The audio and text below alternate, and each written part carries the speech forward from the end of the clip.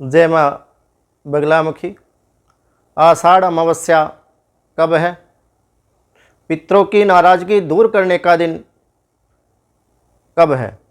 भक्तों, अगर आप अपने जीवन में कुछ नया सीखना चाहते हैं तो आप हमारे यूट्यूब चैनल माँ बगलामुखी भक्त कुरुक्षेत्र को सब्सक्राइब करना ना भूलें। मैं आचार्य प्रदीप भारद्वाज अपने यूट्यूब चैनल माँ बगलामुखी भक्त कुरुक्षेत्र में आपका हार्दिक स्वागत करता हूँ, हार्दिक अभिनंदन करता हूँ। भक्तों, मैं आशा करता हूँ कि आप सभी स्वस्थ होंगे, मस्त होंगे। माँ बगलामुखी की कृपा सदा सदैव के लिए आप पर बनी रहे, ऐसी मैं माँ बगलामुखी से कामना करता हूँ। भक्तों, आषाढ़ अमावस्या कब है? कब करें पितरों की प्रसन्नता के लिए पूजा? कैसे पितरों की नाराज़गी होगी दूर? जानने के लिए देखिए क्या है स्नान और दान का शुभ मुहूर्त। आषाढ़ अमावस्या 2023 डेट और टाइम। आषाढ़ अमावस्या कृष्ण पक्ष की अमावस्या तिथि पर नाराज पितरों को मनाया जाता है। वैसे तो हमारे सनातन धर्म में 12 महीनों में 12 अमावस्याएँ आती हैं, पर कुछ महीने की अमावस्याएँ विशेष मानी जाती हैं, जैसे आषाढ़ माह की अमावस्या और माघ की अमावस्या, कार्तिक की अमावस्या और मार्गशीर्ष की अमावस्या। मार्गशीर्ष मास को तो पुरुषोत्तम मास भी कहा जाता है और इसी तरीके से आषाढ़ माह की अमावस्या का विशेष महत्व हमारे शास्त्रों में बताया है। और आषाढ़ माह में अमावस्या के दिन अपने पितरों की नाराज़गी को दूर करके आप अपने नाराज पितरों को मना सकते हैं। उनकी नाराज़गी कैसे दूर करके उनका आशीर्वाद लेते हैं ताकि परिवार की तरक्की हो। और पितृ जब नाराज होते हैं, जिस घर के पितृ प्रसन्न रहते हैं उस घर की तरक्की निरंतर होती रहती है, उस कुल की वृद्धि होती रहती है, उस घर में, उस कुटुंब में किसी भी प्रकार का, किसी भी वस्तु का कोई अभाव नहीं रहता। परंतु जब पितृ नाराज होते हैं तो उस घर में पितृदोष होता है और प्रेत दोष लग जाता है। जानते हैं आषाढ़ अमावस्या स्नान दान का शुभ मुहूर्त क्या है? भक्तों, अमावस्या तिथि को पवित्र नदियों में, तीर्थ सरोवरों में एवं पुण्य तीर्थों पर स्नान करने के बाद आप भगवान सूर्यदेव की पूजा करें और यथासंभव दान करने का भी विधान हमारे शास्त्रों में बताया है। अमावस्या तिथि पर नाराज पितरों को मनाया जाता है। उनकी नाराजगी दूर करके अपने पितरों का आशीर्वाद हम सभी को लेना चाहिए ताकि परिवार की तरक्की हो। और पितृ जब नाराज होते हैं, हमारे घर के पितृ जब नाराज होते हैं तो उस घर पर पितृदोष का साया हमेशा मंडराता रहता है, जो उस परिवार के लिए, उस कुटुंब के लिए बड़ा दुखदायी होता है। इससे पूरे परिवार की उन्नति रुक जाती है। आपके परिवार में कोई भी सफलता का कार्य आप आसानी से नहीं कर पाएंगे और 99% पर आकर आपका हर कार्य रुक जाएगा। अगर आपके घर में पितृदोष है तो पितृदोष के कारण आपके परिवार की, आपके कुल की उन्नति रुक जाएगी और आपका कोई भी कार्य बड़ी आसानी से, जिस कार्य को आप कर लेते थे या हो सकता था, वह भी आसानी से नहीं होगा। असफलता आपके घर में, आपके परिवार में घर कर जाएगी और आपका कोई भी कार्य 99% पर आकर के रुक जाएगा या फिर आप जीरो हो जाओगे। ये पितृदोष का विशेष लक्षण है। इसके कारण कुल की वृद्धि रुक जाती है। पितृदोष जिन लोगों के घरों में होता है उनके कुल की वृद्धि नहीं होती या फिर उनके कुल में ज़्यादा अधिक कन्याएं उत्पन्न होती हैं। वहाँ जो है ना, पुत्र से हमारे वंश की वृद्धि होती है। पुत्र, देखिए, मेरा इस वीडियो के माध्यम से ये कहना नहीं है कि पुत्री से वंश की वृद्धि नहीं होती, परंतु हमारे वंश को जो बढ़ा सकता है, क्योंकि पुत्री का तो एक समय पर निश्चित आने पर उसका विवाह हम कर देंगे और उसके विवाह के पश्चात वह दूसरे कुल की हो जाएगी और उस कुल की वृद्धि करेगी, उस कुल के वंश की वृद्धि करेगी। परंतु जो पुत्र होता है वह हमारे कुल की, हमारे परिवार की वृद्धि करता है। और जिस कुल में पुत्र की उत्पत्ति नहीं होती, कहते हैं उस कुल के लोगों की गति नहीं होती, उस पिता की गति नहीं होती, ऐसा भी शास्त्रों में बताया गया है। तो इसलिए शास्त्रों में भी पुत्र को, क्योंकि और्ध्वदेही क्रिया और और्ध्वदेही कर्म करने का अधिकार पिता के बाद केवल पुत्र को ही बताया गया है।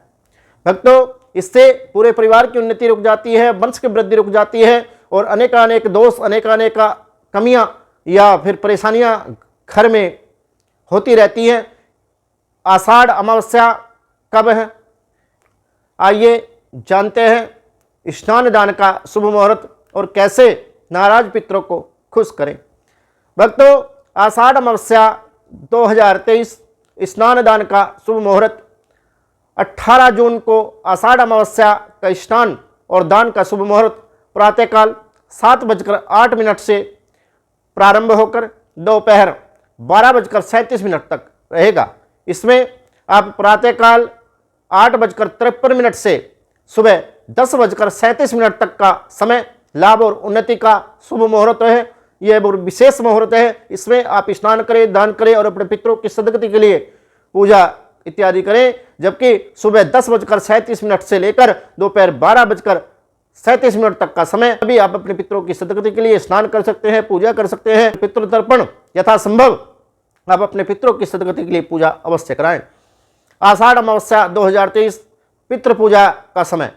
भक्तों, आषाढ़ अमावस्या वाले दिन अपने पितरों की पूजा का समय सुबह 11 बजे से लेकर दोपहर 2:30 तक है। इसी समय आपको पितरों के निमित्त श्राद्ध इत्यादि, पिंडदान, तर्पण आदि या फिर और्ध्वदेही क्रिया, जिन लोगों की गति नहीं हुई है उन लोगों की गति के लिए आप और्ध्वदेही क्रिया आपको करनी चाहिए। भक्तों, आषाढ़ अमावस्या 2023 पर पितरों को कैसे करें प्रसन्न और कैसे होंगे पितृ खुश, और ताकि आपको संपूर्ण आशीर्वाद दें और आपके परिवार में उन्नति होती रहे और वंश की वृद्धि भी निरंतर होती रहे। भक्तों, आषाढ़ अमावस्या 2023 के शुभ अवसर पर आप स्नान करने के बाद स्वच्छ वस्त्र धारण करें। फिर पितरों को प्रसन्न करने के लिए अपने दाहिने हाथ के अंगूठे के पास से तिल मिश्रित जल से अपने पितरों को तर्पण करें। उसी दौरान अपने दोनों हाथ के अंगूठी में, तर्जनी और अनामिका उंगली में आपने कुशा की पवित्री धारण करनी है और धारण करने के पश्चात तिल मिश्रित जल से अपने पितरों का आप तर्पण करें और पितृलोक में तिल मिश्रित जल से आप अपने पितरों का तर्पण करें। क्योंकि तर्पण किस लिए किया जाता है, क्यों किया जाता है, तर्पण का विधान क्या है? क्योंकि पितृलोक जो होता है उसमें जल की कमी होती है और जल से तर्पण करने से पितृ तृप्त होते हैं, उनकी तृष्णा समाप्त होती है। जो प्यास, जब हमें प्यास लगती है और कोई हमें पानी पिला दे तो हम बड़े प्रसन्न हो जाते हैं और उस व्यक्ति को आशीष देते हैं कि तुम्हारा भला हो, तुम्हारे बेटे बच्चे आयु की वृद्धि हो या फिर तुम्हारे कुल की वृद्धि हो। हम उनको अनेकानेक आशीष देते हैं कि नहीं देते? तो इसी तरीके से जब जो लोग अपने पितरों की सदगति के लिए या अपने पितरों की प्रसन्नता के लिए इस दिन तर्पण करते हैं, तिल मिश्रित जल से तर्पण करते हैं, क्योंकि पितृलोक में जल की कमी है और पितृ तर्पण से तृप्त होते हैं और तृप्त होकर के आशीर्वाद देते हैं। इससे पितृदोष पूर्णतः दूर हो जाता है और पितरों को प्रसन्न करने का यह सूक्ष्म और एक बहुत बढ़िया उपाय मैंने आपको बताया। इसको आप करें, अपने जीवन में आजमाएं। अगर आज ज़्यादा संभव नहीं है, आप किसी वैदिक ब्राह्मण के द्वारा अपने घर में किसी वैदिक ब्राह्मण को बुला करके विधि विधान से, शास्त्र विधि से अपने पितरों की सदगति के लिए तर्पण कराएं। अगर ऐसा संभव नहीं है, आप ऐसा नहीं कर सकते, तो आप गायत्री मंत्र से अंगूठे की साइड से जो पितृतीर्थ होता है यहाँ से आप इस तरीके से ऐसे जल भरिए और ऐसे पितरों की सदगति के लिए जल दीजिए। सबसे पहले देवताओं के लिए, ये देवतीर्थ होता है तो देवताओं के लिए 11 अंजलि देवताओं के नाम से आप दें। उसके बाद में इधर से प्रजापति तीर्थ है तो ऐसे प्रजापति तीर्थ से भी आप अंजलि दें। ये ऋषियों का तर्पण होता है। और यहाँ से जो ये पितृ तीर्थ है, इससे अपने पितरों की सदगति के लिए ज़्यादा संभव नहीं है तो आप अपने नाम गोत्र बोल करके कि फला फला मेरा नाम है और ये मेरे पितृ हैं, पितरों की तिथि जिस तिथि में आप श्राद्ध करते हैं तो पितरों की सदगति के लिए ओम तृप्ताम ओम तृप्ताम ओम तृप्ताम इत्यादि बोल करके अपने पितरों की सदगति के लिए आप नॉर्मल भाषा में भी तर्पण कर सकते हैं। इससे भी पितृ प्रसन्न होंगे। ऐसा कोई विधा नहीं है कि आप किसी ब्राह्मण के द्वारा कराएं। अगर आपके पास पैसे नहीं है तो आप स्वयं भी इस प्रयोग को कर सकते हैं, ऐसे भी पितृ प्रसन्न हो सकते हैं। आषाढ़ अमावस्या 2023 का महत्व क्या है, क्यों विशेष महत्व इस अमावस्या का बताया गया है? भक्तों, आषाढ़ अमावस्या के आप पितरों के देव अर्यमा की पूजा करें। अर्यमा कौन है? ये इंद्रदेव के भाई हैं और अमावस्या पर अर्यमा की पूजा करने से पितृदोष पूर्णतः समाप्त हो जाता है। पितृ शांति का ये एक बेहतर उपाय है। अमावस्या के दिन स्नान के बाद आप पीपल के पेड़ की पूजा करें। उसके पश्चात आप उसकी जड़ में जल अर्पित करते हैं।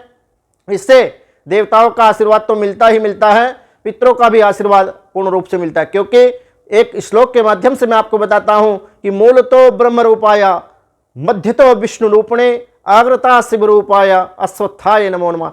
कि मूल तो ब्रह्म रूपाया, मूल में जो है ब्रह्मा जी, मध्य तो विष्णु रूपणे, मध्य में विष्णु, मध्य तो विष्णु रूपणे, आग्रता शिव रूपाया, अश्वत्थाय नमो नमः। और पत्ते पत्ते में भगवान शिव का वास है। क्योंकि पीपल में 33 कोटि देवी देवता का निवास बताया गया है। जहां ब्रह्मा विष्णु महेश इन देवताओं का वास हो गया, वहीं 33 कोटि देवी देवता इन्हीं से समाहित है और इन्हीं से उत्पत्ति हुई है। क्योंकि ब्रह्मा जी से सृष्टि की उत्पत्ति हुई है, भगवान विष्णु से पालन करता है। भगवान विष्णु हम सभी लोगों के इस संपूर्ण ब्रह्मांड का पालन करता भगवान विष्णु ही है और संहार करता भगवान शिव। तो तीनों देवताओं का इस पीपल के वृक्ष में जब वास हो जाता है, तो मैं आपको एक बात और बता देता हूं कि आप इन तीनों देवताओं की पूजा करें तो आपको 33 कोटि देवी देवताओं की पूजा का प्रतिफल प्राप्त होगा। भक्तों, मेरे द्वारा दी गई जानकारी अगर आपको अच्छी लगी हो तो आप हमारे YouTube चैनल मां बगलामुखी भक्त कुरुक्षेत्र को सब्सक्राइब करना ना भूलें। वीडियो को लाइक करें, शेयर करें, चैनल को सब्सक्राइब करना ना भूलें। कमेंट में जय मां बगलामुखी लिखकर मां बगलामुखी के श्री चरणों में आप अपनी हाजिरी अवश्य लगाएं। जय मां बगलामुखी, श्री बगलामुखी सर्वदा सहाय।